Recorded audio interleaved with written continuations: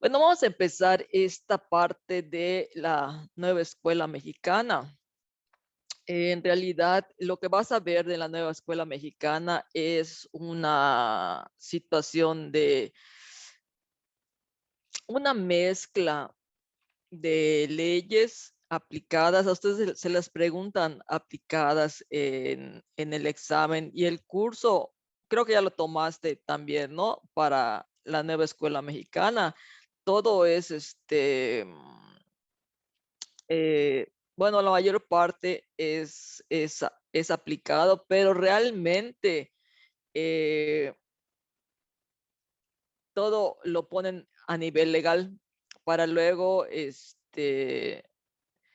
lo pasen a, como es una mezcla de la ley con aprendizajes clave. Entonces, ustedes cuando toman la nueva escuela mexicana en el curso, toman también la parte de aprendizajes clave.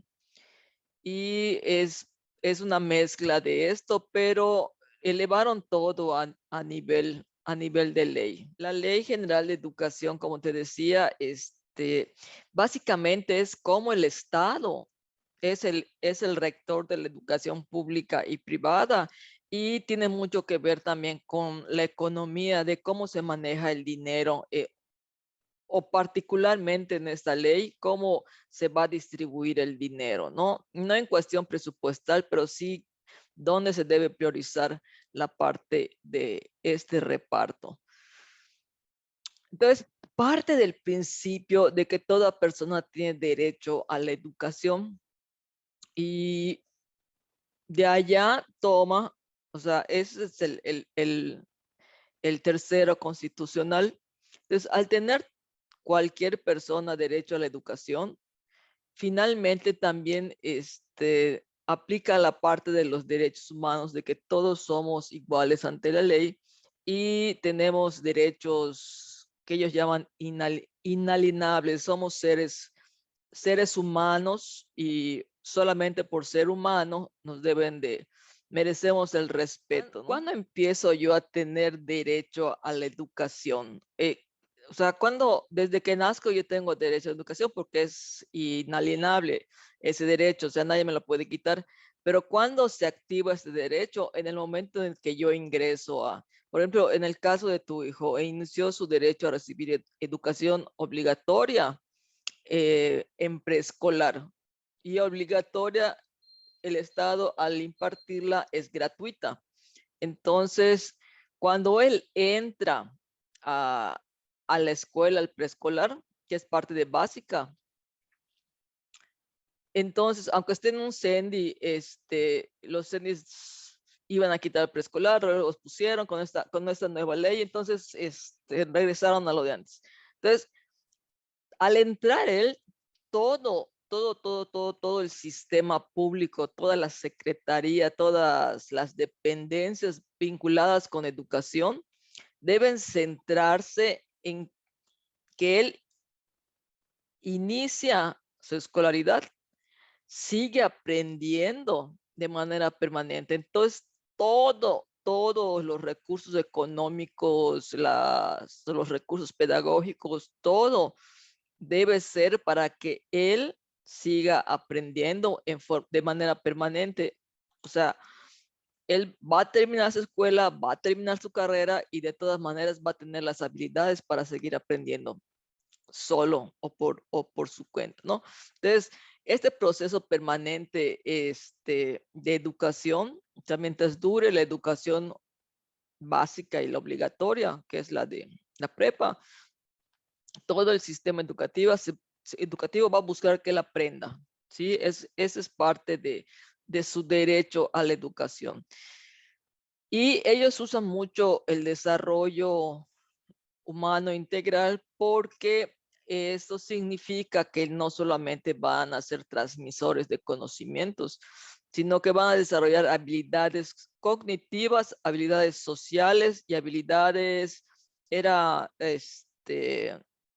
artísticas o deportivas, socioemocionales, porque con eso pretenden que al ser tu hijo un joven o un niño con capacidad de aprendizaje, con capacidad de relacionarse de manera adecuada, con la capacidad de solucionar conflictos de manera pacífica, tenga una vida saludable, pueda apreciar y disfrutar las artes.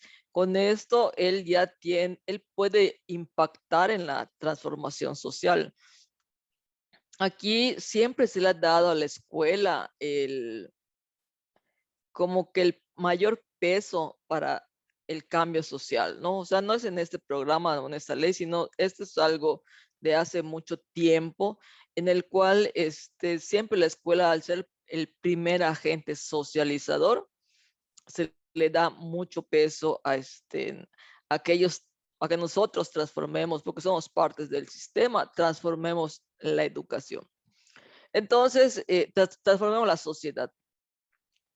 Hoy escuchaba a alguien decir de que si una familia es pobre, pues va a delinquir, y no, una familia que según esta ley es pobre, debería poder acceder a la escolaridad, a una educación que le permita movilidad social, ¿sí? Entonces, esa es la idea de que yo tenga mi derecho a la educación. Entonces, si yo aprendo cosas nuevas, si tu hijo aprende cosas nuevas, obviamente va a poder desarrollarse y formarse para la vida en esta formación integral que ellos mencionan de manera repetida, hacen mucho énfasis en la parte integral, que también está en aprendizajes clave, nada más que aquí lo ponen como una ley. Todavía el debate de por qué poner en una ley los planes y programas. Si finalmente los programas planes y programas de estudio en algún momento van a evolucionar, pero bueno, en ese momento evolucionará la Ley General de Educación, ¿no? Debe sentirse él parte, o yo debo de sentirme parte de una comunidad, pero al sentirme parte de esa comunidad, yo debo poder encontrar en la diversidad algo que me enriquezca. ¿Cómo es? Por ejemplo, Oscu es un productor agrícola, pero me imagino yo que hay diferentes, incluso hay mayablantes, hay braceros, o sea, personas que se fueron a Estados Unidos, familias de braceros que están allá. Entonces, hay toda una diversidad económica, más los profesionales y culturales allá, hasta donde yo sé, incluso hay mayablantes con lengua inglesa que no hablan español. Entonces, esto en lugar de ser visto como algo negativo, debería ser algo enriquecedor, o sea, poder aprender o practicar el inglés con un mayablante o ambas lenguas debe ser algo que enriquezca y que sea bastante respetuoso, porque de repente a mí me vacilan mucho porque tengo familia en Estados Unidos y pues de repente me envían cosas de allá y me imagino que también pasa en Noskushkap. Y y se debe notar enseguida quiénes son de estas familias, ¿no? Y pueden Sí. ser, no sé, discriminados, creo que como se visten como cholos allá, ya no sé si la palabra es vigente. Entonces, Algunos. Entonces, o sea, ves Nikes originales, jerseys originales, cadenas de oro originales.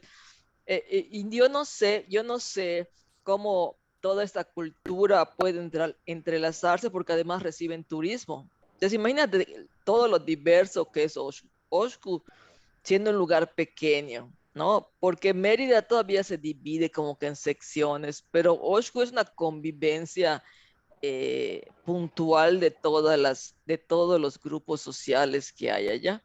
Entonces, esto Ujú. debe enriquecer, ¿no? Debe ser algo que te dé pertenencia social al estar allá. O sea, es una característica particular de Oshkushkap, toda esta gama variantes sociales que hay, ¿no?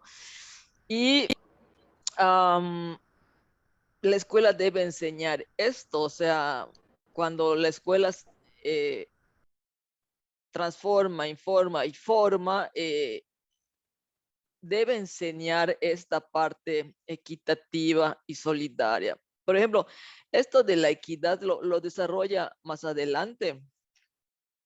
Y la solidaridad. La solidaridad es que yo te apoyo incondicionalmente cuando estás en un problema, ¿no? Pero realmente al terminar de leer la ley me dio la impresión de que la solidaridad era entendida como que si me sobra un cuarto de la casa, yo debo recibir a una familia que no tenga casa, ¿no? Así me quedó esa idea. Pero no sé cómo lo preguntan en el examen finalmente. La parte de solidaridad es ayudar a otros en el incondicionalmente en el momento de las dificultades, ¿no? Y una sociedad equitativa significaría, por ejemplo, que cada quien recibe lo que le corresponde.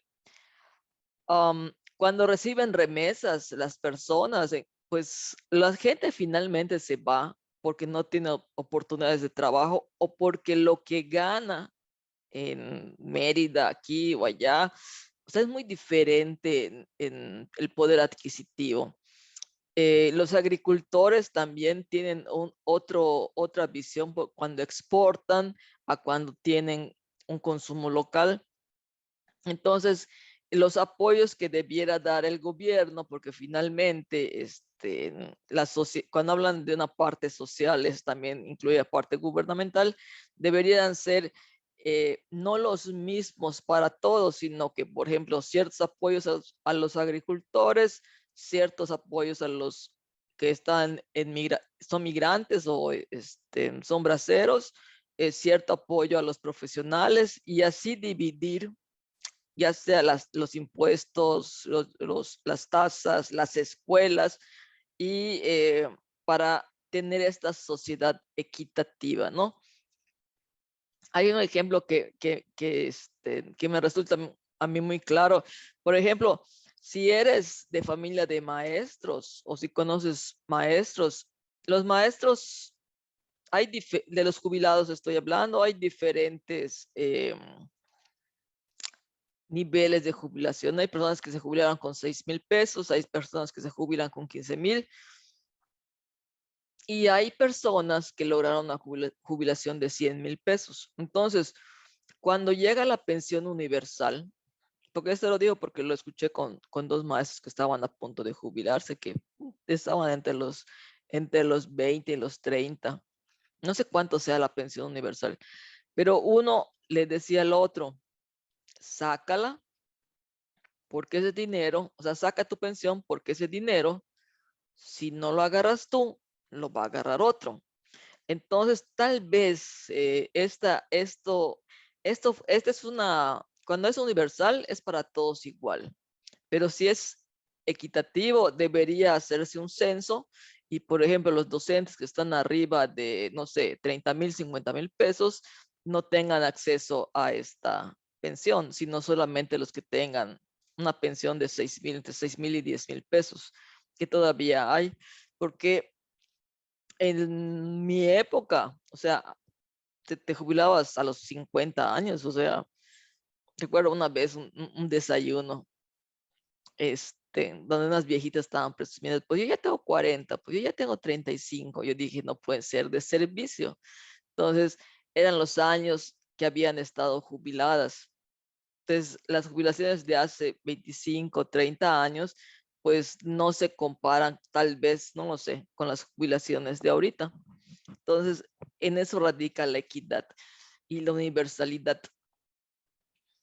Y, por ejemplo, es un derecho y es una ley, eso es una exigencia legal, que yo pueda tener una escuela cerca a donde yo pueda asistir, que yo si quiero, o si tú, por ejemplo, te dan tu plaza en el próximo concurso y tu hijo está a medio semestre, poder cambiarse de escuela sin que nadie te pida nada.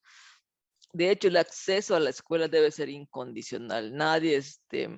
Nadie puede pedir ni dinero, ni papeles, ni hasta debes poder entrar sin CURP y sin acta de nacimiento en teoría, ¿no?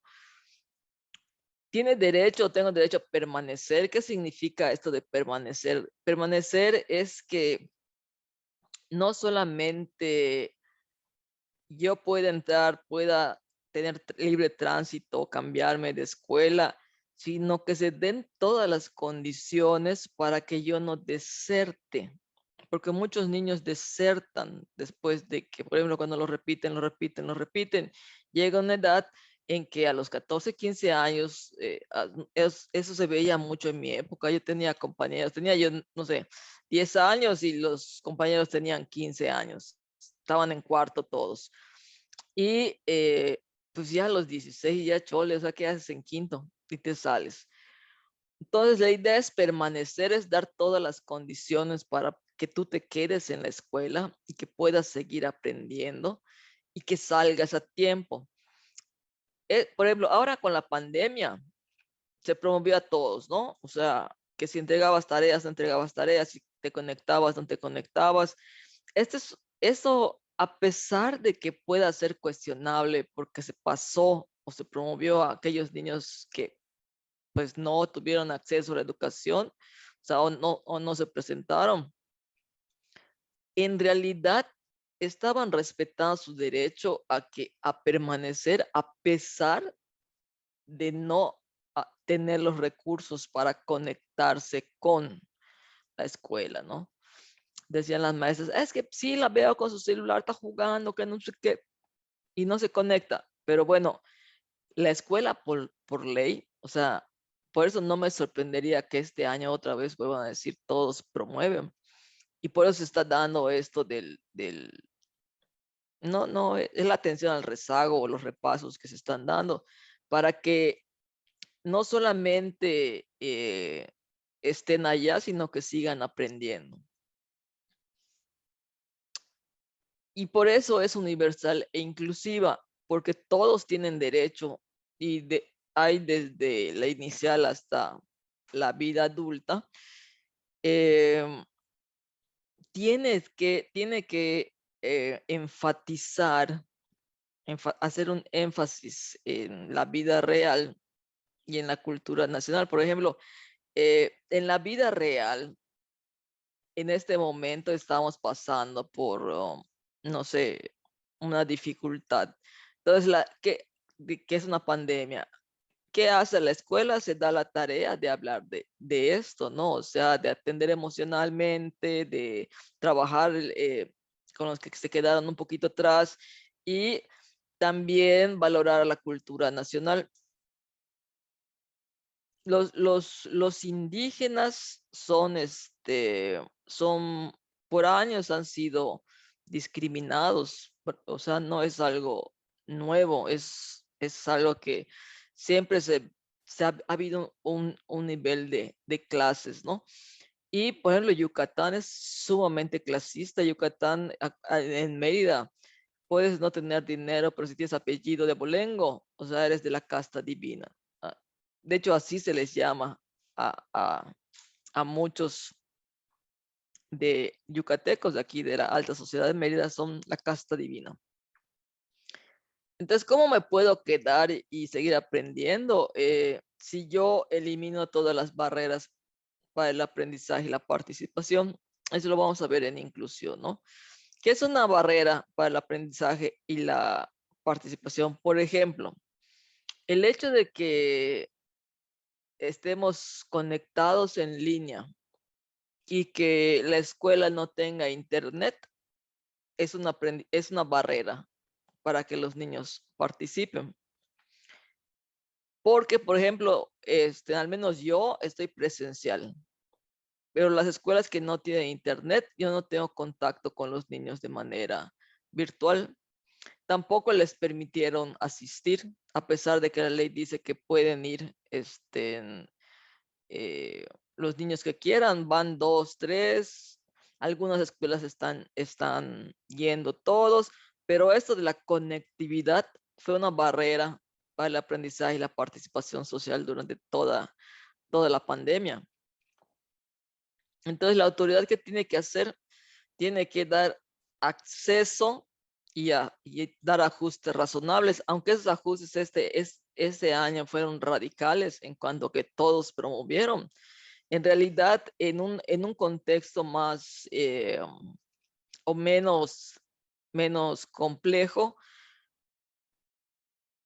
es tu director el que gestiona el acceso con rampas, con, no sé, eh, baños amplios, si tienen niños con discapacidad, las curvetas se tienen que gestionarse de niños sordos y también los ajustes razonables, porque cuando te piden tu planeación, o cuando nos piden la planeación, eh, muchas veces los directores las piden con un formato así muy rígido, ¿no?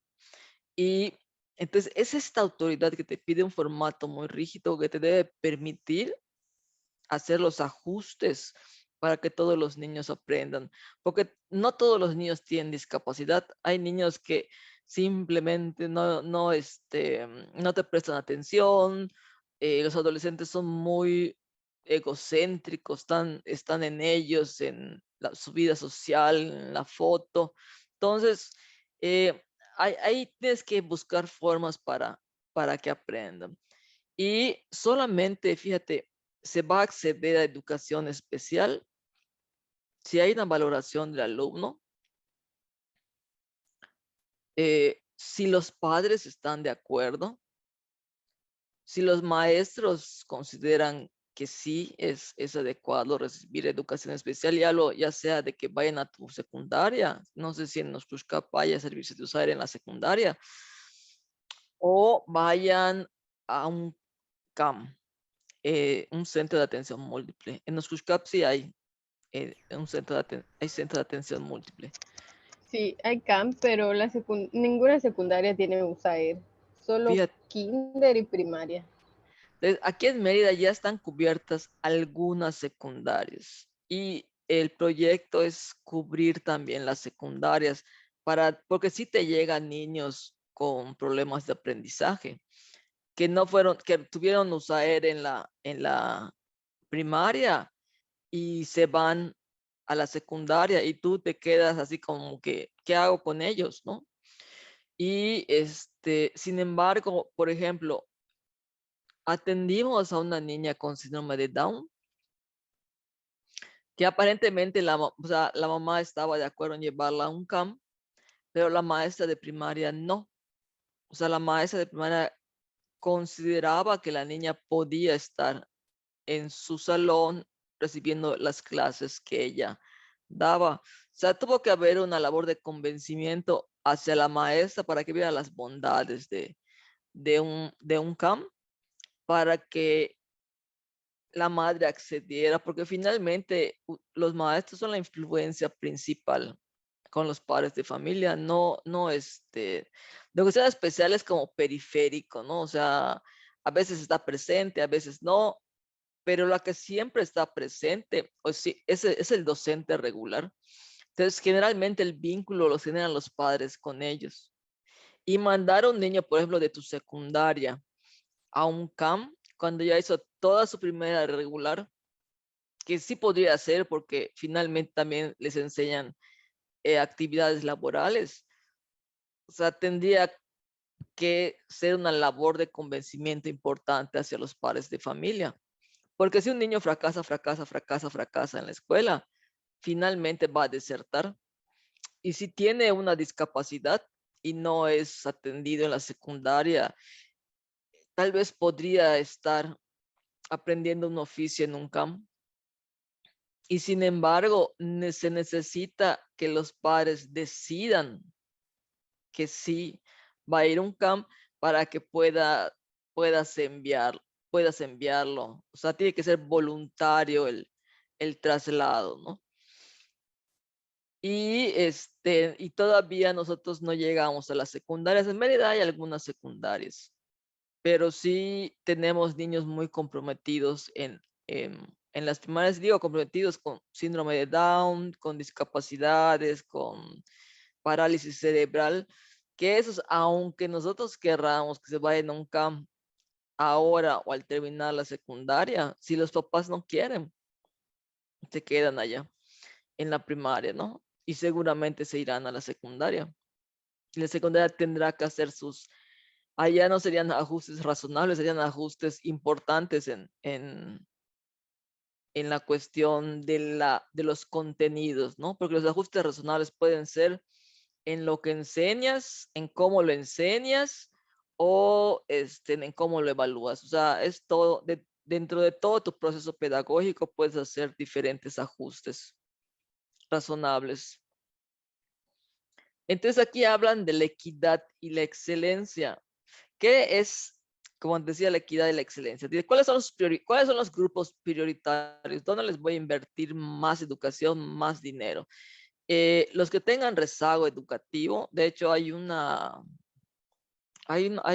programa de el INEA, del INEA, que da como que a los niños que están en rezago, que son muy grandes, los atiende 2 veces por semana y pueden cursar con ellos su primaria. Em, los grupos que están dispersos, por ejemplo, los que están muy alejados de las ciudades, en las sierras, o sea, todavía Oshkosh, me acuerdo cuando una vez llevé a mis sobrinos, que son de ascendencia argentina, que veía los cerritos para ir a, creo que por Ticul estábamos pasando, no me acuerdo, donde por Muna, ya no me acuerdo, ya hace tiempo que no voy para allá. Y decía mi sobrino, mira tía, como Bariloche, que Argentina es una zona montañosa. Entonces, hay lugares de México en los cuales están muy retiradas las comunidades. Entonces, a ellos es a donde tengo que invertir más para, para darles un servicio educativo. Por ejemplo, yo recuerdo que conocí varias comunidades de Tecás, Xuscap, porque allá hay educación indígena. Entonces, los maestros de educación indígena están muy bien pagados porque lo que les interesa es que haya arraigo en la comunidad. Nada más que a ellos les piden que sean mayablantes.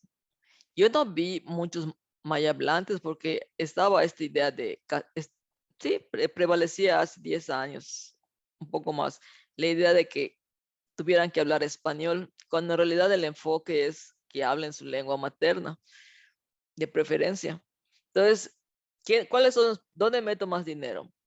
En el rezago, en los niños con rezago educativo, o sea, donde están aprendiendo menos, en los grupos que están alejados de las ciudades y en los vulnerables. ¿Quiénes son los vulnerables? Hacen una lista de los vulnerables, ¿no? Por ejemplo, los vulnerables son los pobres, los que tienen diferentes orientaciones sexuales, por género, las mujeres son más vulnerables, eh, por su cuestión de origen o indígena.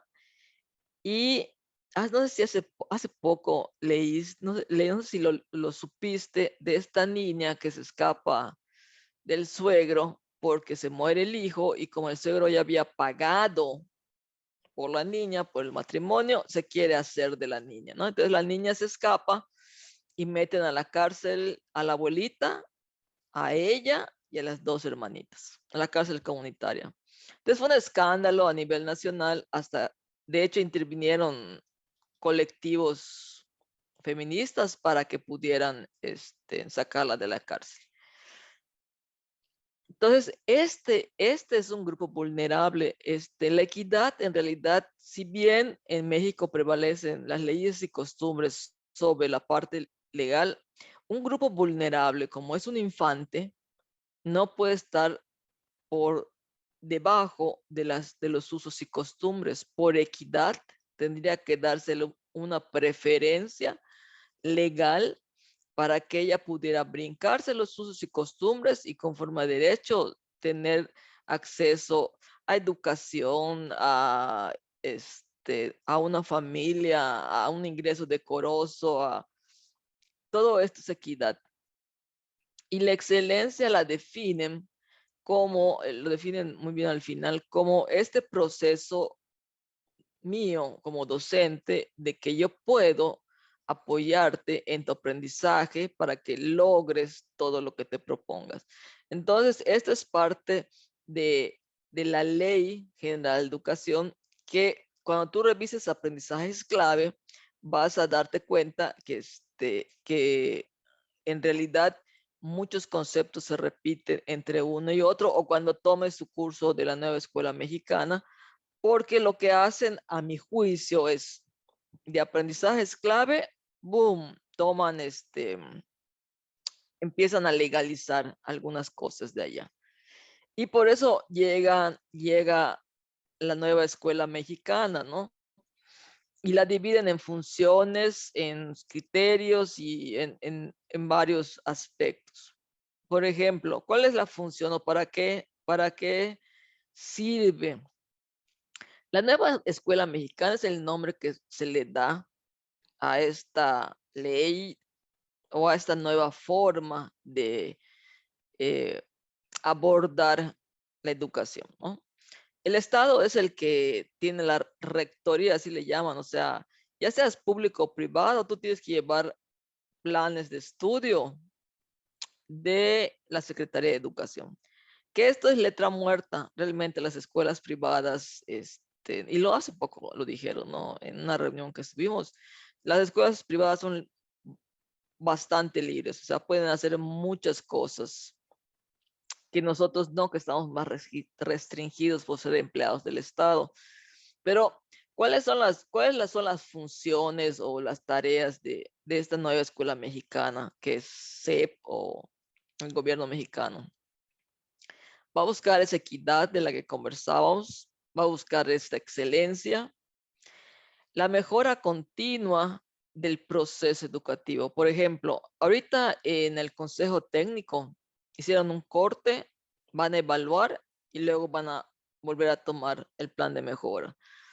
Si esto es así, entonces la mejora continua es inacabable o inagotable o nunca se termina, porque si yo evalúo todos mis procesos pedagógicos y evalúo a mis alumnos, entonces yo voy a lograr una mejora continua del sistema educativo. Últimamente nos han puesto muchísimas encuestas de todo tipo, pero yo no veo que esas encuestas impacten en las cosas que recibimos o en las instrucciones que recibimos, pero esa es mi percepción. Y también lo que buscan es el máximo logro del educando. ¿Qué es el máximo logro? No todos los niños pueden aprender todos los contenidos, o no todos los niños pueden aprender todas las habilidades dentro de la escuela, o no todos los niños pueden aprender toda la parte de actitudes y valores dentro de la escuela, pero algo podrán aprender. Entonces es tarea del sistema educativo, del Estado, de mío, tuyo, de todos, tener una expectativa alta del niño, pero realista, ¿no? Una expectativa alta siempre va a ser el reactivo correcto, expectativa alta. Pero hay niños que no van a aprender todo. Entonces buscar que ese niño llegue a todo lo que él pueda dar, a su máximo. Por ejemplo, yo tengo a la fecha, me dices izquierda, derecha, me confundo, ¿no? Pero puedo orientarme por norte, sur, oriente, poniente. No, oriente, poniente, más o menos, ¿no? Entonces, ese podría ser un ejemplo elemental, pero hay niños que, por ejemplo, pueden llegar hasta ¿qué te puedo decir? Los algoritmos básicos de suma, resta, multiplicación, división, pero no pueden hacer transformaciones. Entonces, ¿qué hago con esos niños que no van a aprender o no pueden aprender transformaciones? Busco algo más sencillo para que ellos logren aplicar esos algoritmos básicos en su vida cotidiana y los califico con respecto a esto. muchos maestros hacen ajustes, dicen, bueno, hasta aquí va a llegar. El niño se esfuerza muchísimo, pero no lo califican de acuerdo a su esfuerzo, lo califican de acuerdo a la norma, ¿no? O sea, está muy motivado, le voy a poner 6. No le echa ganas, lo repruebo. Cuando se debería calificar conforme a sí mismo, ¿no? Conforme a su logro. Y esto significa máximo logro del educando, o sea, hasta dónde puede llegar él. Insisten en el desarrollo humano integral, lo repiten muchas veces, que es la parte cognitiva, la parte socioemocional y la parte actitudinal y de valores, ¿no? Hablan de reorientar el sistema educativo nacional con la equidad, la excelencia, la mejora continua, el máximo logro y nueva forma que no es nuevo porque ya estaba antes, no es tan nuevo, del desarrollo integral. O sea, todo el sistema educativo debe enfocarse ahora a eso. También buscan que los padres de familia y los maestros hagan mancuerna. Esto es algo que no, bueno, yo no veo en todos estos años de servicio que se logre, ¿no? Siempre se ve a los padres como enemigos o como, no como enemigos, como responsables del poco avance de sus hijos. Y los padres, algunos, ven a los maestros como responsables del poco avance de sus hijos. Hace un par de semanas veía una entrevista con un papá de un alumno con síndrome de Down y el niño estaba muy ansioso porque ellos le exigen mucho, o sea, porque ellos quieren que aprenda mucho o todo lo que pueda. El niño ya tiene se le cae el pelo de la ansiedad, ¿no? Entonces, a alguien de preescolar se le ocurrió decirle, ahorita primero, al papá que le bajara a la presión que le hacía al niño. Le dijo él, que yo le bajo a mi presión, yo no le enseño tanto, pero enséñale tú. Entonces no logran como que, o no se ha logrado, pocas veces se logra, como que esta corresponsabilidad en la cual tanto padres de familia como docentes compartimos el hecho de que el niño aprenda más y mejor. Y vuelven a esta parte de la transformación social, impulsar la transformación social. A mí me gustaría más que asegurar una movilidad social, ¿no? Pero hablan de impulsar la transformación social porque se supone que si eres una persona educada, pues no vas a delinquir, pero eso no garantiza nada a mi juicio, ¿no? Pero la transformación social en el sentido de nuevos valores, nuevas circunstancias, por ejemplo, esto de buscar el desarrollo integral. O sea, yo debo tener un pensamiento crítico, o sea, no ser castigada por ser diferente o por pensar diferente o por externar mi opinión de manera diferente. Debo ser solidaria, lo vuelven a repetir, y dar prioridad a un trabajo en equipo o colaborativo. Todos los reactivos donde deben marcar tarea, ir a la biblioteca, armar equipos y un proyecto donde se atienda, cada niño colabore. O sea, de allá o sea, el aprendizaje colaborativo es el que se da prioridad sobre el individual y sobre el del equipo. Sobre sí, equipo, porque hay algunos reactivos que como que te marean con el trabajo en equipo, pero en realidad el trabajo debe ser colaborativo. Y colaborativo significa finalmente que cada quien aporte lo que pueda aportar, ¿no? No es que todos hagan lo mismo, sino que puedas integrar diferentes elementos o diferentes liderazgos a un mismo equipo. Combatir discriminación y violencia, no, evitar, esto sí no puedo evitar escandalizarme porque dice que si educamos así, vamos a evitar la corrupción, incluso de los funcionarios públicos. O sea, si educamos de esta forma, si la SEP logra, la Secretaría, el Estado, la nueva escuela mexicana logra todo esto, cuando lleguen al servicio público, los funcionarios públicos no van a ser corruptos. Y también nosotros no vamos a permitir o no vamos a colaborar con la corrupción. En, en el examen pasado en el que hubo ahorita de permanencia, no sé si lo comenté acá, muchos maestros tenían las preguntas que iban a salir en el examen. Sin embargo, eso no lo midió el examen, que ya tuvieran las preguntas. Entonces, nosotros mismos podemos ser corruptos de alguna manera. Eh, También me dio risa esto de proteger la naturaleza, porque es ciencias ambientales, sustentables, sostenible y todo esto. Cuando preparaba, porque un día antes México se había negado a firmar el acuerdo de cuidado ambiental. Y ya se supone que ya se adhirió, ¿no? Pero en el momento que yo estaba yo leyendo esto, dije, ay, qué risa. O sea, eh, van de arriba para abajo, quieren ir de abajo para arriba, pero el ejemplo que se está dando a nivel nacional no es el más adecuado. Me decía ayer mi jardinero, ¿verdad que lo de el COVID ya se terminó? No, Víctor, le digo, no se ha terminado. Así que sigue usando tu mascarilla, porque ya venía libre y soberano, como ya lo vacunaron.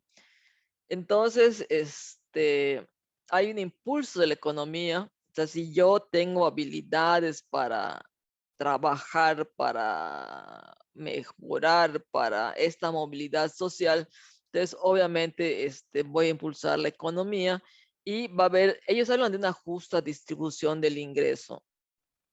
Cuando leas los derechos humanos, pero creo que todavía se los piden, hay un derecho humano donde dice que cuando hay una condición de pobreza extrema, es el Estado el que está obligado a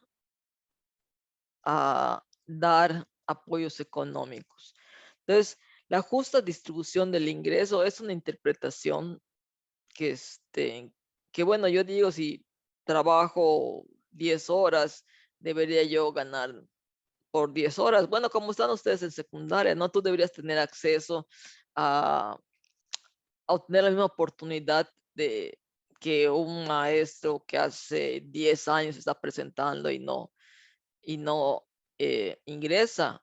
Sin embargo, ahorita contaron como que contaron la antigüedad de egreso de la normal, que eso en el magisterio es así como que antigüedad mata carita, ¿no? Entonces allá impide a mi juicio, una justa distribución del ingreso, pero no del ingreso al ser, sino económico. La violencia contra las mujeres está muy fuerte, es muy, muy fuerte. Estaba yo leyendo a esta chica que se cayó de un balcón y está muerta. Eh, como los involucrados son de la casta divina, son gente muy importante, la familia no solamente va a tener que lidiar con la pérdida de su ser querido, sino que además va a tener que lidiar con el sistema que no le va a dar cabida a una investigación justa o un proceso justo de como si fueran cualquier otra persona, ¿no? Y a mí me dio mucha tristeza, digo, ninguna persona merece ese tipo de muerte. Y la enseñanza basada en derechos humanos, o sea, yo tengo que respetar todos los derechos humanos cuando me relaciono con otra persona, ya sea a nivel social, económica o cultural. O sea, cualquiera de eh, las tres acciones tienen que privilegiar el respeto al derecho humano, que es que esta persona por sí misma, por existir, merece todas las cortesías, todo mi respeto, o sea, incondicionalmente. ¿Por qué hacen énfasis en esto? Porque en mi época era de borradorazos, zapes y mil cosas, entonces no puedes tocar ahorita a un niño. Un ejemplo así rapidito, se estaba subiendo un niño a una barda y lo estaban convenciendo de que se bajara, niño de primaria. Y la directora le decía a la trabajadora social, agárralo y bájalo. Y ella le decía, yo no puedo tocarlo porque si le pasa algo, soy responsable de usar la violencia o de alguna situación de riesgo para el niño. Entonces, este desarrollo integral incluye el respeto a los derechos humanos. Se plantea en la ley el Acuerdo Educativo Nacional, que no es nuevo, pero lo que pretende es que la escuela sea un centro comunitario. No sé si recuerdas que hubo un programa o una propuesta de la escuela siempre abierta, donde la escuela estaba para la comunidad, era de la comunidad. De hecho, hay un libro que les ponen donde, hoy no recuerdo si todavía sigue en el, que la escuela es de la comunidad, no es de la SEP o de los maestros, sino de la comunidad. O sea, la comunidad debería tener acceso al 100% a la escuela, ¿no? Para diferentes funciones, para aprender más, para educarlos, ¿sí? A leer, por ejemplo, a los adultos, para que practiquen deporte los chicos, etcétera. Y ¿cuáles son los sujetos y la prioridad del sistema educativo? Siempre van a ser los niños, las niñas, los adolescentes, los jóvenes, porque ya están hablando de bachillerato y adultos. Todavía existe o sea, la modalidad de enseñanza a adultos. Hablan de una revalorización magisterial en la cual, ahorita, por ejemplo, la profesión más valorada a mi juicio, socialmente, es la de ser doctor, ¿no? No por la pandemia, desde antes de la pandemia, hagamos ser doctor, es así, uf, es una de las profesiones más valoradas. Y en el pasado, el maestro era el más valorado también, o sea, era, no sé, una comunidad el doctor, el cura y el maestro. ¿Qué pasó con el tiempo y que se fue deteriorando la imagen del maestro? Esa es mi opinión muy personal, ¿no? Cuando, cuando se inicia la alfabetización, bastaba con que supieras leer, saber leer y escribir, para que te dieran una plaza. Y muchos maestros solamente con primaria, secundaria trunca, primaria trunca, tuvieron acceso a ser formadores. Cuando empieza la normal, eh, bueno, creo que mi generación fue la última que pudo estar de secundaria a normal, ya no había bachillerato. Luego lo vuelven una licenciatura y van de alguna manera evolucionando, pero junto con esta evolución no va al mismo paso que el deterioro que fue sufriendo socialmente el magisterio. Entonces, lo que pretenden ahora con esta nueva escuela mexicana es que se les vea como profesionales.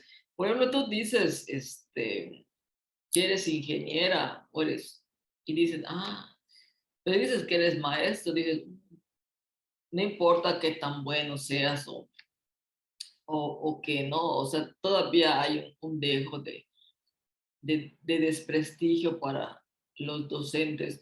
Entonces, lo que se busca en este aspecto no es cambiar la percepción social nada más, sino que se haga una transformación a través de estas capacitaciones que luego quitaron porque cuestan, para que ellos vayan renovando su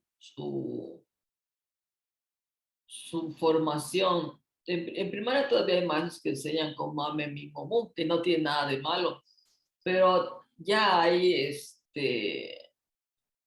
adelantos en cuanto a las teorías de enseñanza de la lengua escrita y pues bueno, muchos conservan eso porque les funciona. y esa mecanización a veces impide una comprensión total, ¿no? Entonces, esa revalorización magisterial va en ese sentido. Los planes y programas que están dentro de este acuerdo, pues los hace el Estado. Siempre los va a hacer la SEP, siempre los va a hacer la Secretaría.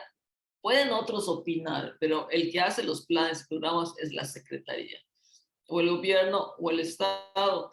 Entonces, cuando hagan estos planes y programas, tienen que considerar este aspecto de la integralidad del ser humano, o sea, de la educación para el desarrollo integral, y tienen que considerar también los contextos.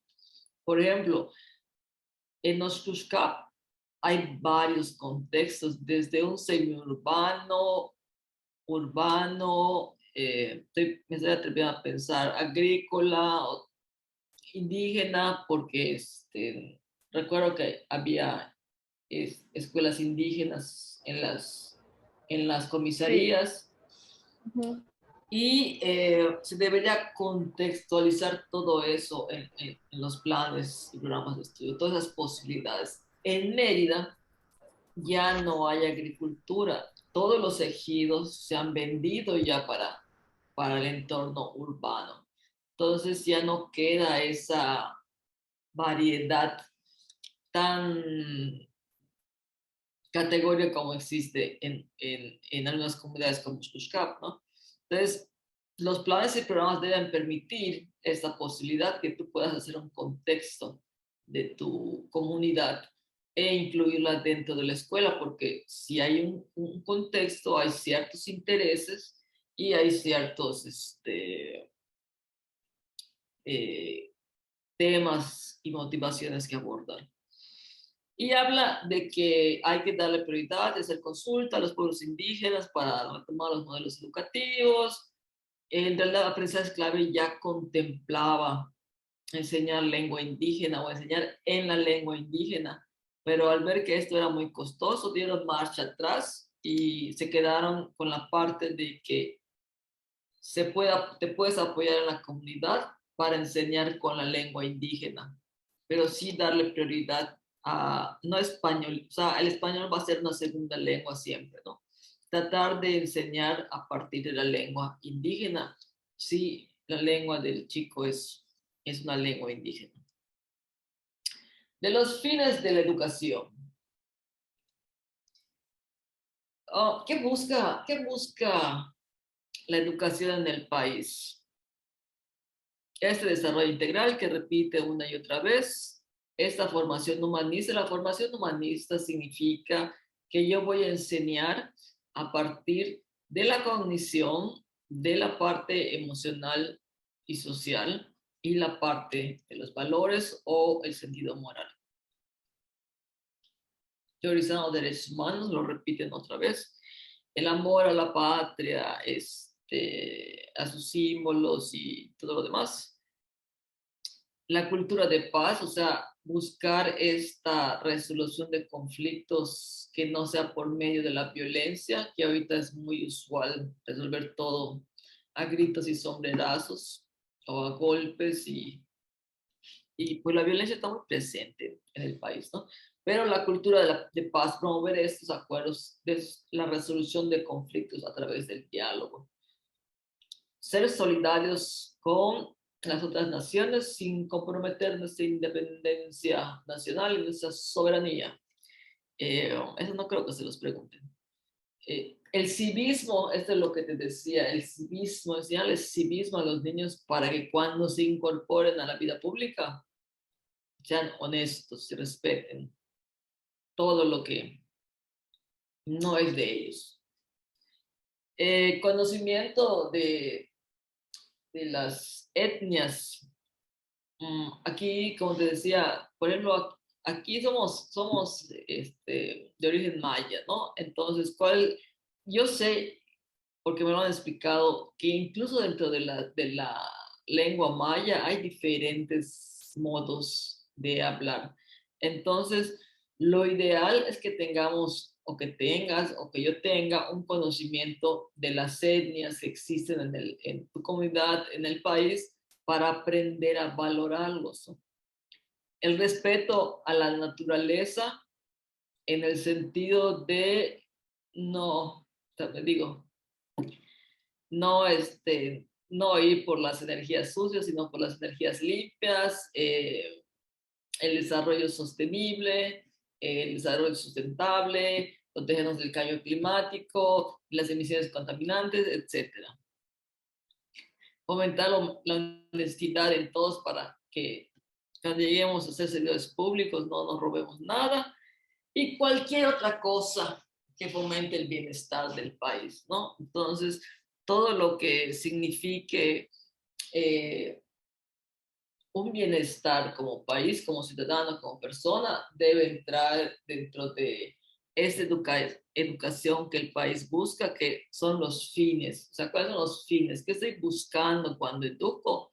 Estoy buscando todo esto, ¿no? El desarrollo integral, que el maestro enseñe de esta forma humanista, de respeto a los derechos humanos, que siga amando a México, que resuelva mis conflictos con el diálogo, que pueda ser solidario con otros países, que el civismo rija la vida pública, que yo pueda valorar los pueblos indígenas, respetar la naturaleza y fomentar una conciencia ambiental, ser la parte de la honestidad en la vida pública y todo lo que le haga bien al país. Esto busco con la educación. Hay otro capítulo en la ley que habla de los criterios. ¿Cuáles son los criterios? Eso se me lo preguntaron de memoria, no sé si ustedes se los pregunten. ¿En qué se va a basar la educación? En el progreso científico que impida, y todo lo que impida la ignorancia, los fanatismos, la servidumbre, la esclavitud. Hace poco dieron seguro social a las personas que se dedican al servicio de la limpieza, ¿no? Pero todavía hay cierta forma de... O sea, yo no creo que todos tengan seguro social o que se les pueda dar seguro social, pero sí hay cierta forma como de esclavitud, así me lo decía el doctor, porque conozco una persona que con esto del COVID tiene como 3 o 4 empleados de limpieza. La que cocina, el mozo, el jardín X, ¿no? Entonces llegan un día y descansan un día a los 15 días. O sea, puede irse rota, ¿no? Para que la casa siempre tenga servicio. Y los obligaban a bañarse, ahora que hay pandemia, antes de entrar a la casa. Los que son choferes no pueden entrar a la casa, tienen que esperar afuera de la casa, porque como van y vienen, o iban y venían en la calle, no podían ingresar a la casa. O sea, cada vez que tenían que entrar a la casa, tenían que bañarse, entonces mejor esperaban afuera. Entonces, toda esta parte prevalece en nuestra cultura, al menos meridana, ¿no? Y si esas personas fueran, no sé, hay unas que son más educadas, por ejemplo, las de al lado de esta persona, ellas piden liquidación, piden seguro social, piden aguinaldo, nada más porque no es una empresa, sino pedirían reparto de utilidades, pero son diferentes tipos de formación. La democracia, o sea, buscan que la educación sea democrática, no solamente para que emitas tu voto, sino que para que sea una forma de vida, ¿no? Todos podemos elegir lo que nos conviene y tener voz y voto en cualquier grupo social que pertenezcamos. Nacional en cuanto a los valores que nos rigen como nación. Humanista, repiten otra vez. Hablan del interés social y familiar dentro de este concepto que no comparto mucho de, de que si eres pobre o no estás educado, vas a delinquir necesariamente. Pero bueno, se busca que haya una parte social y familiar, o sea, las familias se involucran, dar prioridad a las ciencias ambientales. Por ejemplo, las tres áreas académicas son precisamente español, matemáticas y ciencias, que ya luego se divide en biología, química y física. Que sea equitativa e inclusiva, como ya lo comentamos, intercultural. Este sí es reactivo, pero el intercultural siempre lo pregunta. ¿Cómo enseñas a un niño que es de otra cultura? O sea, siempre dentro de su cultura. Integral repiten porque van las tres partes: mente, cuerpo y valores. Y de excelencia. La excelencia es: yo me preparo como docente para lograr que el niño dé su máximo logro educativo y siga aprendiendo a lo largo de la vida. Así definen la excelencia. Ahora, ¿qué es esta orientación integral de la NEM? Aquí a lo que se refiere es que lo de aprendizaje es clave. Te van a formar para la vida, o sea, con competencias de saber ser, saber hacer. Va a haber un vínculo entre la escuela y la comunidad, o sea, no puedes estar en una parte donde la comunidad no participe, no colabore, no se entere, no se informe, no sea explicada, no sea valorada. Eh, También están los contenidos, planes y programas, o sea, eso lo determina el Estado, tanto el de los niños de educación básica como los de las normales, y dice que la formación docente será gratuita.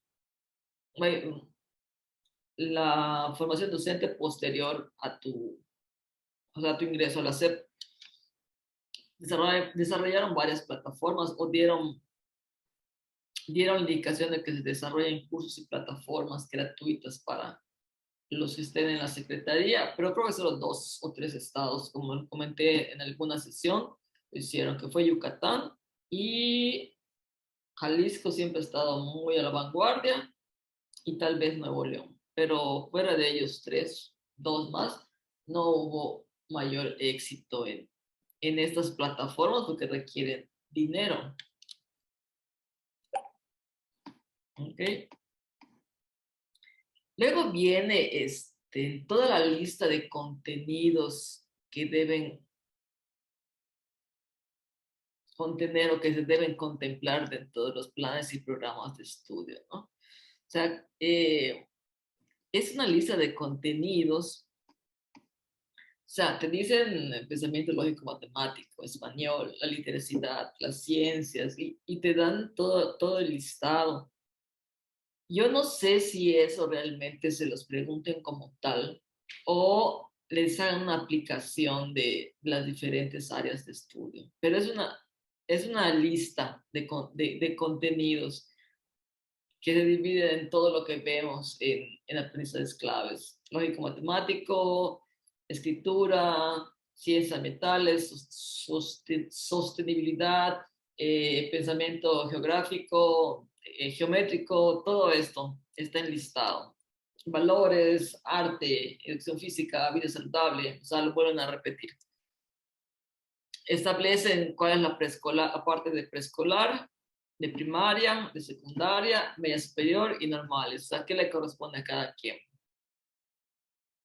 Todos estos, hay una media superior que sí pertenece al Estado y determina sus programas. Y hay otros que son autónomos. Algunos preparatorios son autónomas, ¿no? Y como decía el artículo 30 tiene todas las materias. ¿Cómo se le criticaba a esta ley, como te decía? Porque finalmente van a haber cosas que van a evolucionar. Por ejemplo, esto del metaverso que está haciendo el de Facebook. O sea, es una realidad virtual que en algún momento, así como hubo un tiempo pues las redes sociales eran prohibidas prácticamente porque estabas muy expuesto a muchas cosas y se prefirió dar el giro a protegerte en las redes para no exponerte tanto.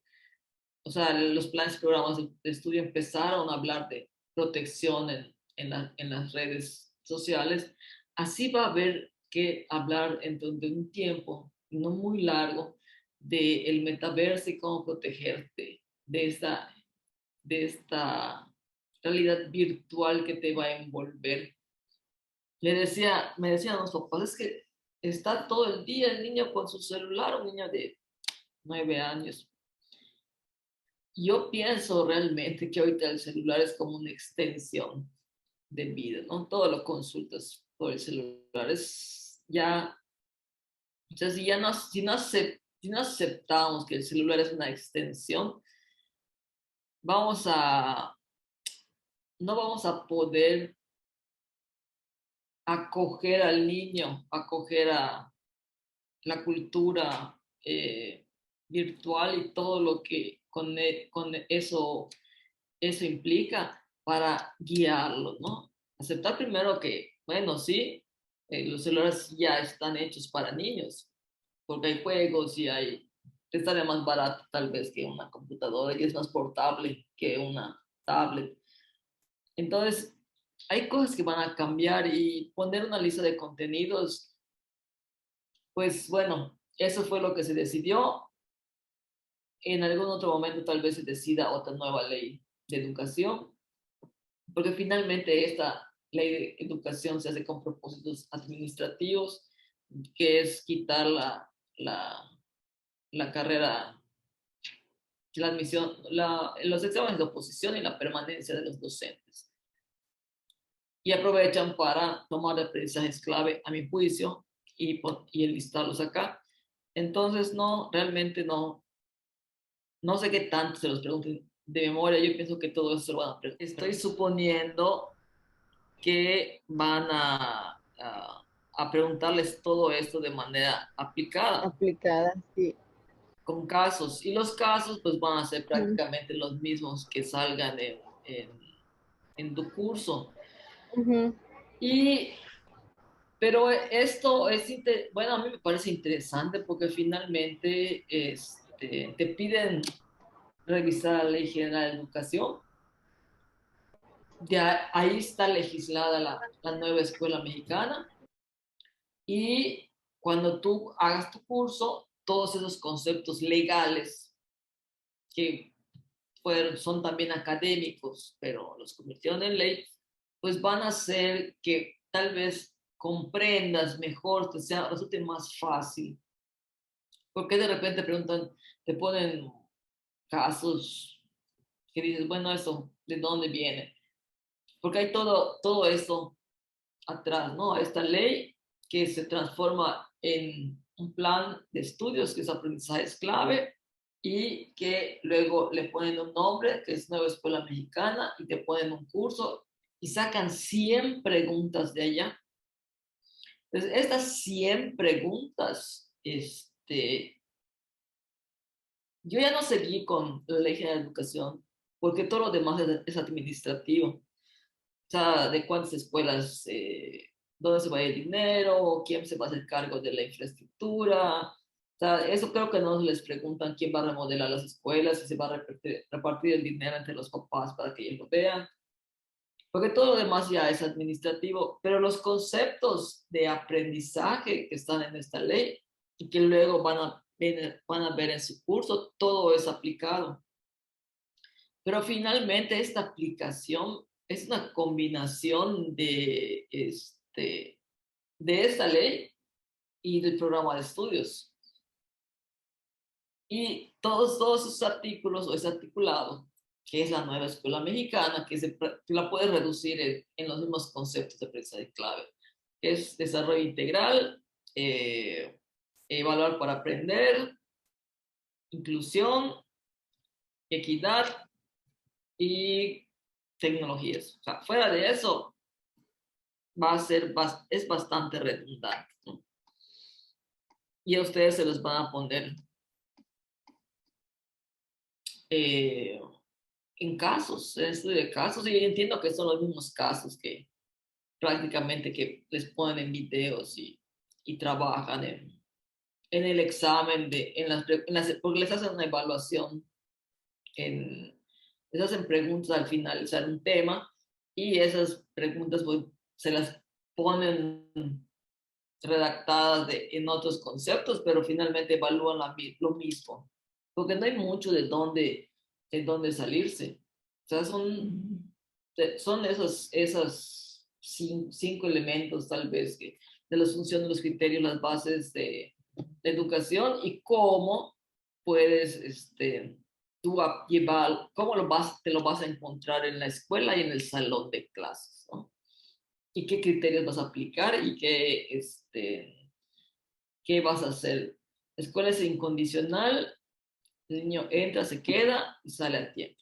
Entonces, por eso estas medidas nacionales de todos pasan, todos aprueban, si no aprueban contigo tu materia, tienen derecho a ir a ir a la SEP a que les apliquen un examen y que la SEP los promueva.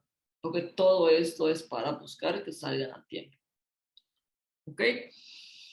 Bueno, en el tiempo que nos queda, pensé que habíamos visto un montón de principios pedagógicos, pero nos quedamos en el 5, que es estimular la motivación intrínseca. Por ejemplo, aquí, hoy, ¿cuál fue la motivación? No hubo mucha motivación intrínseca. Cuando está bajo mi rating, de que coinciden, trato de programar las clases para que no baje mi rating, ¿no? Pero bueno, cuando esto ocurre, quiere decir, puede ser una retro para mí, que puse mala fecha, o puedes hacer responsable a los demás de que no hay una motivación, no he logrado estimular la motivación intrínseca. O sea, esa es responsabilidad mía. O sea, cuando aprendo porque me gusta aprender, es que ya estoy motivado. Y una pregunta para el día de hoy que tenía yo planeada era, ¿qué tanto alguien o alguno, porque esa iba a ser como una retro para mí, ya se había sentado a leer 1 o 2 páginas de cualquier parte de la literatura, ¿no? Así, o sea, nada más dices, hoy programé, hice mi agenda y voy a trabajar 15 minutos, descanso 10, 15, 15. O sea, ¿cuántos de los que participan en el curso lo han hecho? Porque eso iba a ser una retro para mí en el sentido de que estoy llegando a la motivación de ustedes. O sea, están aprendiendo porque esto les va a servir para obtener su plaza y porque les va a dar herramientas en su práctica profesional. O sea, porque hay dos cosas aquí. Sí estamos, yo, por ejemplo, cuando presenté mi examen, presenté porque, pues, obviamente quería un aumento salarial, pero también siempre me ha resultado muy útil presentar esos exámenes porque mi práctica cotidiana se mejora con lo que aprendo en los libros. Entonces, cuando yo no hacía esto, de todas maneras me sentaba yo a estudiar todo lo de C porque me servía. Ahora lo hago y lo comparto, pero siempre me ha gustado seguir aprendiendo, ¿no? Entonces, esto es algo que se busca desarrollar en los alumnos. ¿Sí?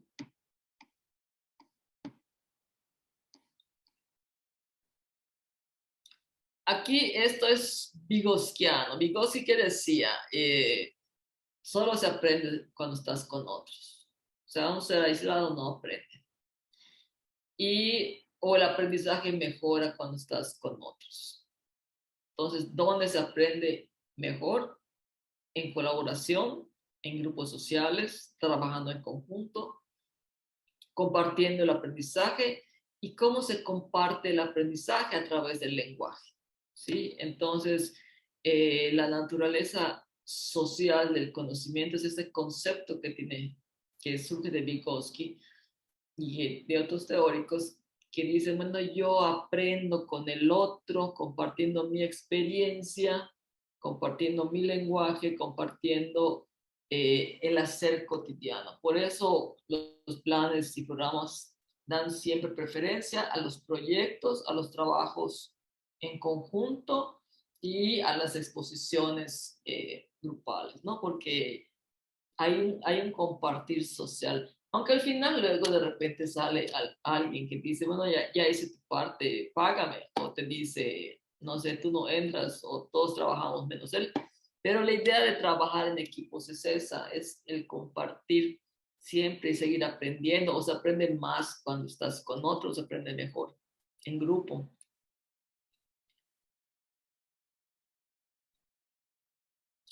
Propiciar el aprendizaje situado es lo mismo que el contexto, ¿no? O sea, si tú pones una situación para resolver de tu contexto, puede ser más significativo de que les pongas a resolver algo que está ocurriendo en Dinamarca, ¿no?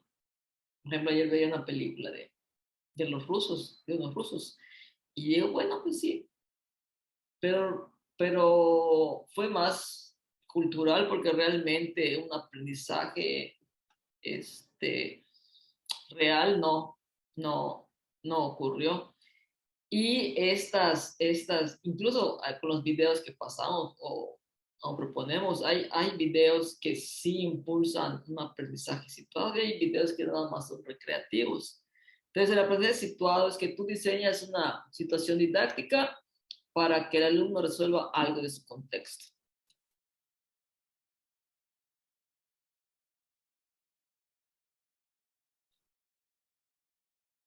Entonces, esta evaluación, que también lo vamos a ver detenidamente, es un proceso que haces desde tu planeación. Tú cuando planeas, eliges la forma en que vas a evaluar. Vas a elegir si vas a evaluar ese contenido con una rúbrica, con un examen, con un mapa conceptual. Tú decides cómo vas a evaluar.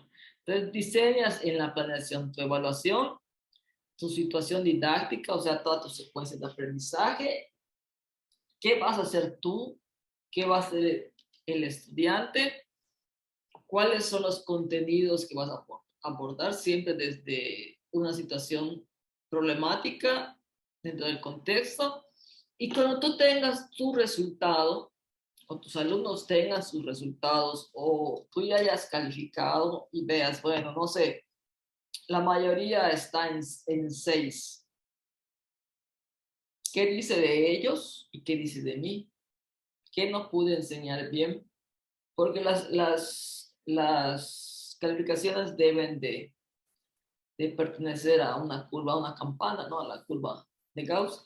Pero si todo está plano, hacia abajo, quiere decir que yo como docente en algo estoy fallando.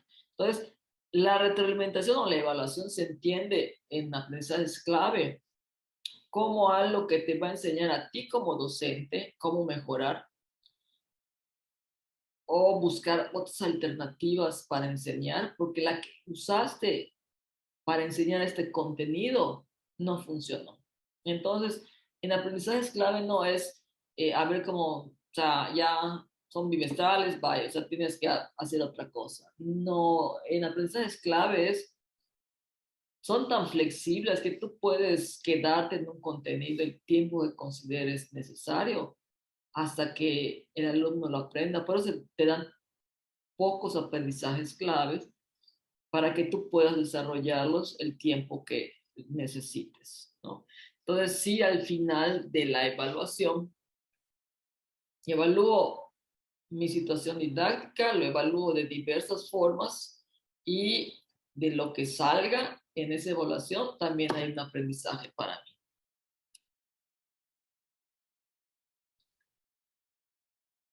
Siempre somos modelos de conducta. Podemos ser buenos modelos de conducta o modelos desafortunados de conducta, pero inevitablemente en alguien estamos influyendo. A veces influimos en muchos, a veces influimos en poco, pero somos modelos de conducta. y no por lo que decimos, sino por lo que hacemos. Me acuerdo de una ocasión, un escandalazo en la prensa, de unas firmas que la directora no quería dejar entrar a la maestra, la maestra tenía derecho a acceder a su centro de trabajo, pero había ido con una blusa sin brasier y se le notaba, entonces la directora no quería dejar entrar, ella sacó la libreta, bueno, fue un escándalo. Entonces, todo es muy curioso cómo me parece a mí en las comunidades donde donde hay mucha violencia, o sea, donde hay mucho conflicto, los maestros o se contagian o por pertenecer a la comunidad resuelven sus problemas de la misma manera, de una forma ruidosa, escandalosa, y se perpetúa ese modelo, ¿no? O en otros lugares donde se maneja a través de influencias, hay colegios aquí donde están muy segmentado, dentro de la clase alta está segmentado el nivel de clase alta que tienes, ¿no? Y los maestros son obligados a respetar esa segmentación. Entonces, el maestro es un modelo que perpetúa la discriminación. Si no los corren. Y también tenemos que ser modelos de andamiajes, de estrategias de pensamiento, como comentaba la otra vez. O sea, ¿cómo aprendo yo? O sea, ya me di cuenta que mi proceso de atención, así total e involucrado al 100, está entre 15 y 20 minutos. Después de 15 y 20 minutos de que estoy aprendiendo o estoy estudiando, se me empiezan a ocurrir hacer llamadas, se me empieza a ocurrir, generalmente no tengo muchos pendientes, todo trato de hacerlo y terminarlo, ¿no? Pero de repente digo, no he lavado, ¿cuándo voy a lavar? Y empieza mi mente a dispersarse, entonces lo que hago es mejor levantarme y a caminar, por un vaso de agua y regresar, para romper esta cadena de dispersión y volver a poner mi cronómetro, ¿no? Y yo hablo de este andamiaje de pensamiento en el cual yo necesito ciertos apoyos para aprender. Necesito, por ejemplo, esta lectura donde yo pueda subrayar. Necesito también esta parte de poder escribir. Si yo no escribo, no lo aprendo. O sea, eso ya lo tengo clarísimo. Y el poder decir cuáles son mis estrategias de aprendizaje, modelo al otro, ¿no? Por ejemplo, para mí a mí los resúmenes no me funcionan mucho, porque como soy muy perfeccionista, no tengo que aprender todo. Pero hay gente que es muy buena con los resúmenes, o con los esquemas, o los mapas mentales. Y son diferentes estrategias de aprendizaje que el docente modela, porque si las habla y las dice frente a los alumnos, pues puede enseñarles diferentes estrategias.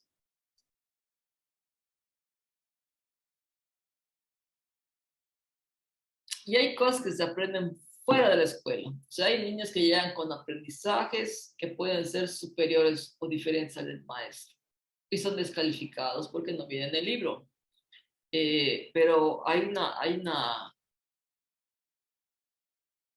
cantidad tremenda de aprendizajes informales que se pueden referir a buscar en las redes, que se puede aprender de los abuelos, que se puede aprender en secundaria, se aprende de otros compañeros, de los que están un poquito más, con un año, dos en secundaria, que ya es muy notorio el pensamiento formal, o sea, de los que tienes en primero de secundaria versus los de tercero, ¿no? Hay un salto. Entonces se aprende fuera de la escuela y no podemos dejar de lado ese aprendizaje. Me decía mi hermana, que da en bachillerato, que cuando falleció esa chica que se cayó de un departamento, fue un tema de clase como 2 días para los muchachos porque era alguien cercano a su edad de prepa, ¿no? Y ese aprendizaje que finalmente son las opiniones de los demás fueron tendientes a una revictimización, ¿no? A mí me llamó mucho la atención cómo todos hicieron responsable a la chica, o a la mamá, o a la familia. No, hay un proceso de revictimización en cuanto a la violencia. Pero bueno, ellos estaban informados de este caso por la prensa, por los comentarios de sus papás, por las redes, por diferentes formas, por advertencias que le dieron, por ya ves, te lo dije, que siempre te cuides. Entonces, hay que valorar ese aprendizaje que llega a la escuela de otros medios. Y una parte de la valoración es abordándolo, ¿no? Y tratar de dar un enfoque más humanista en este caso, como sería la no revictimización, sino el hecho de reconocer que nadie merece morir así, es lo que yo pienso. Esta es la parte interdisciplinaria. En, no sé, en secundaria hay academias, en primaria hay ciclos y antes era cada quien. Si tienes poquitas horas, pues participas poquito porque no tienes así como que mucho tiempo en cada escuela, están muy fragmentadas las horas, pero la idea es que el aprendizaje pueda ser transversal e interdisciplinario. Esto significa que tú dentro de el área de ciencias puedes hacer un proyecto donde los alumnos expongan y estás trabajando la parte de las habilidades lingüísticas o verbales, puedes hacer una presentación de gráficas y es el manejo de la información de los datos que están dentro de los objetivos o de los aprendizajes clave. Y esta parte de tu asignatura, donde ves varias cosas, puedes hacerla, ellos pueden transferirlas a situaciones nuevas, ¿no? Por ejemplo, en el caso de tu secundaria, que no sé, si trabajan en una cooperativa o sus papás trabajan en una cooperativa, podrían hacer una mejor selección, se me ocurre, ¿no? Del producto que van a importar o a exportar, perdón. Y hay un trabajo colegiado. Esto es, todos nos sentamos a la mesa y dialogamos y se nos toma en cuenta y participamos y creamos algo en conjunto. El otro día leía una frase que dije, más que es la urgencia mata la creatividad. Entonces, cuando te piden todo para ayer, todo lo que pudieras aportar realmente se reduce al mero cumplimiento. Si te dan un periodo de tiempo, aunque lo dejes para última hora, finalmente vas a poder hacer más cosas a que te dicen, me urge, me lo está pidiendo la SEP.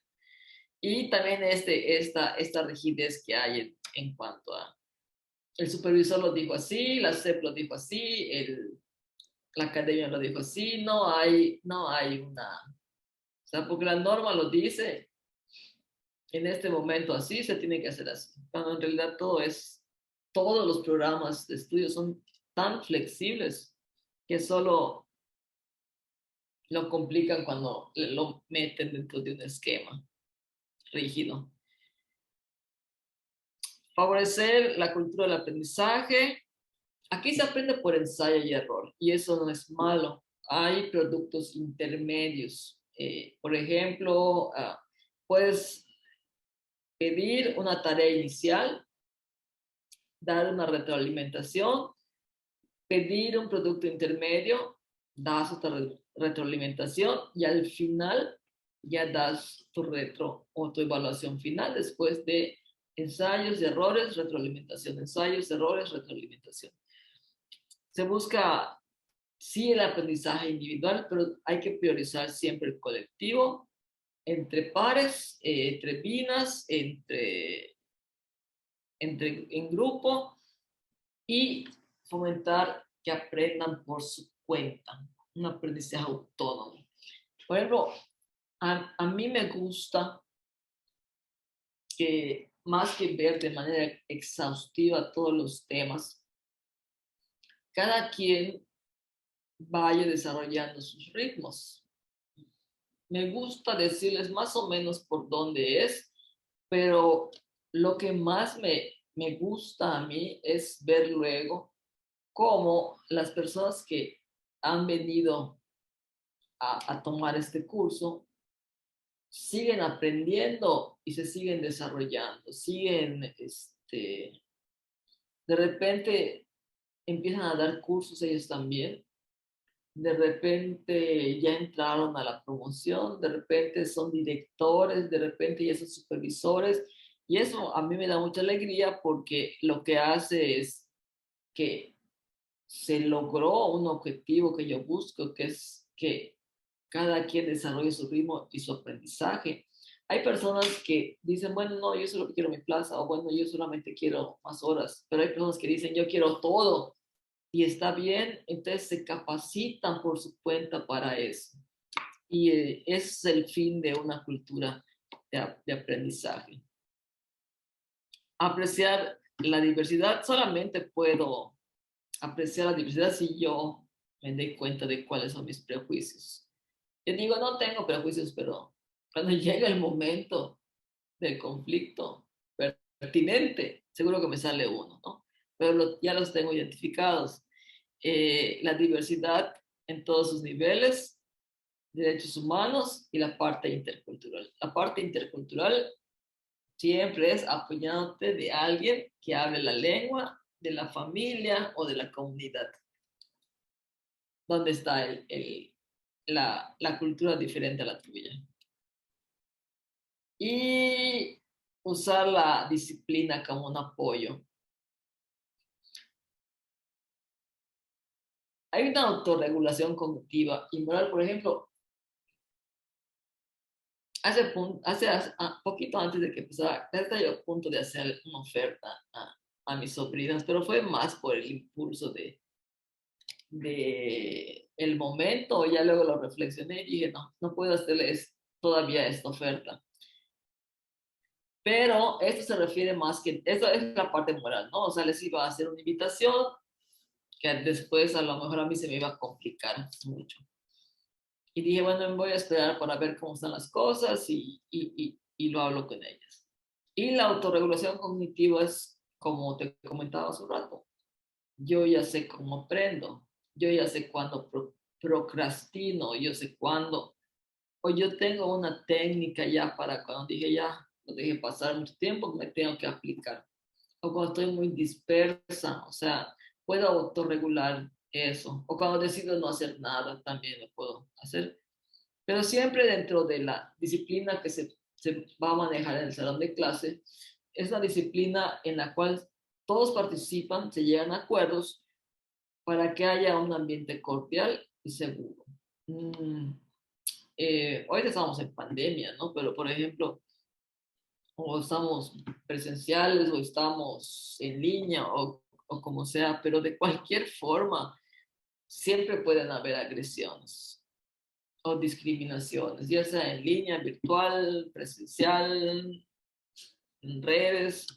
Entonces, si tú usas, si tú tienes controlado a tu grupo dentro de un ambiente cordial, dentro de un ambiente sociable, seguro tienes ocupadas entonces todo tu tiempo en el aprendizaje, porque si se te lleva medio módulo o medio día en disciplinar, sentar a los niños, ¿a qué hora les enseñas? Pues tiene que haber un ambiente ya establecido de normas de cordialidad, de seguridad, para que tú puedas darte a la tarea de dar tu clase.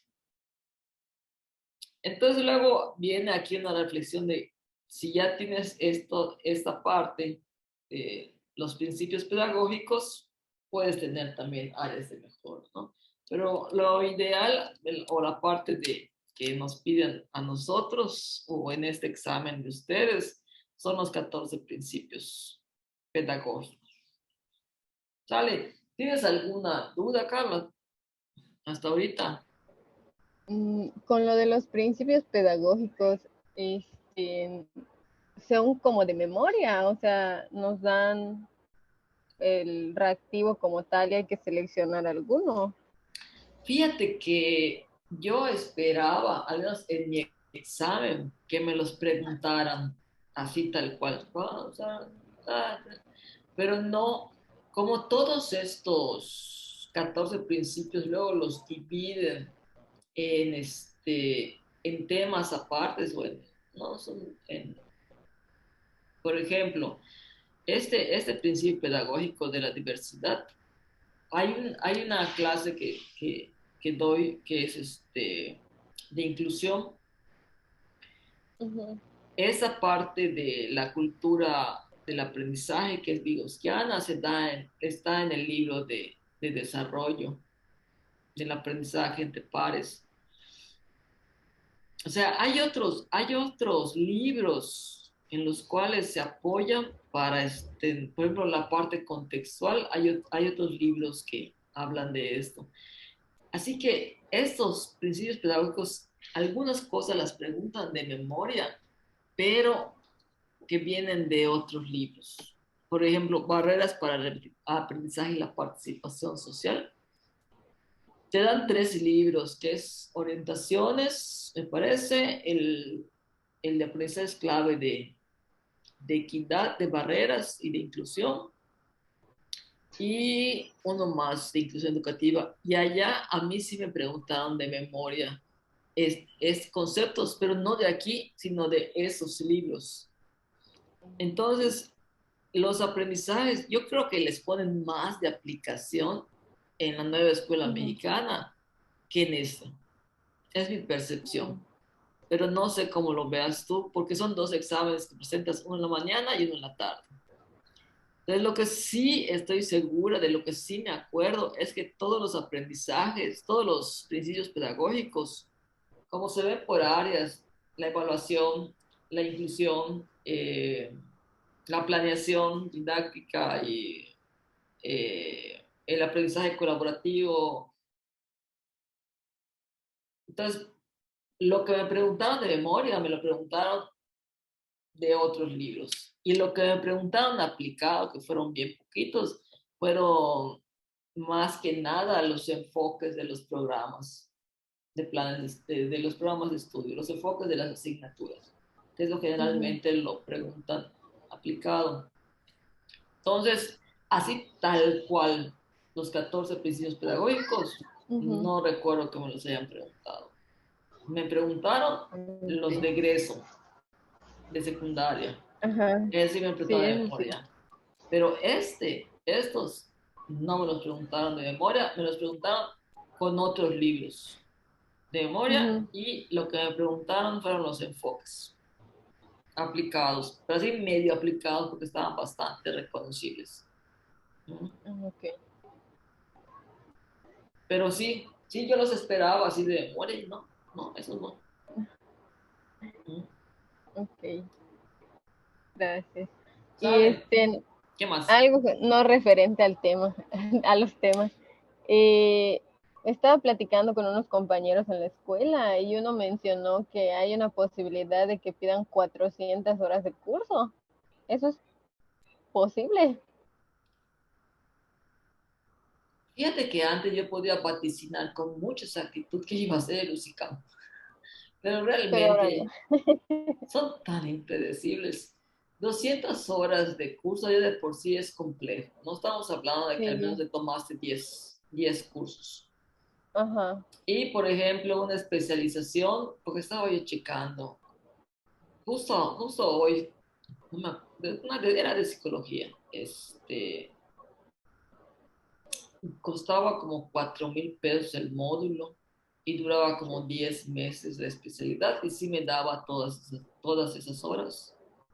ujú, Entonces, hasta que no salga la convocatoria, luego que puedes hacer es conservar tus constancias de las que ya tuviste el año pasado, ver qué ajá. antigüedad le van a poner y ver cuántas más horas te van a pedir. O sea, Hay con lo de la antigüedad igual, que mínimo son 10 años.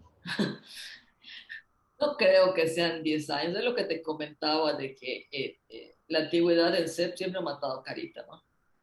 Ajá, Me acuerdo que hubo un examen donde entraron normalistas o maestras que nunca habían podido entrar a la SEP porque en ese entonces te tenías que ir a sentar a la SEP, o sea, tenías que sentar a que te vean, te conozcan para que pudieras tener una plaza.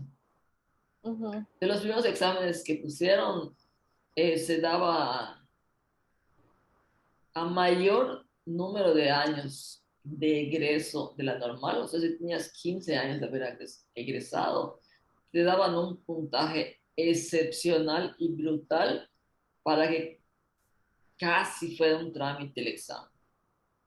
Entonces, como el UCICAM ahorita lo están manejando entre el sindicato y los maestros, ¿cuánto le van a dar a la antigüedad?